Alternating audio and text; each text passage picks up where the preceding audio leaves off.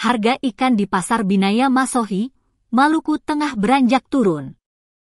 Pantauan tribunambon.com dari lokasi, Sabtu, 15 Februari 2025, harga ikan momar sedang yang biasa dijual Rp20.000 per 3 ekor, kini turun menjadi Rp20.000 per 4 ekor.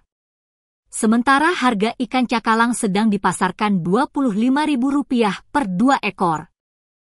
Penjual ikan di Pasar Binaya Masohi, Mama Ani Rani mengaku pasokan ikan sudah berangsur banyak setelah sebelumnya pasokan ikan terbatas. Diakui, mahalnya harga ikan sudah berlangsung 1 bulan lamanya. Terparah saat cuaca buruk melanda Maluku beberapa waktu belakangan.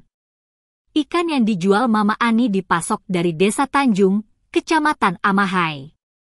Biasanya lanjut Mama Ani, ikan yang dipasok dari sekitar Seram masuk pagi di pasar. Dirinya berjualan dari pagi hingga malam pukul 21 WIB. Dalam sehari ia bisa menjual 6-8 ember sedang.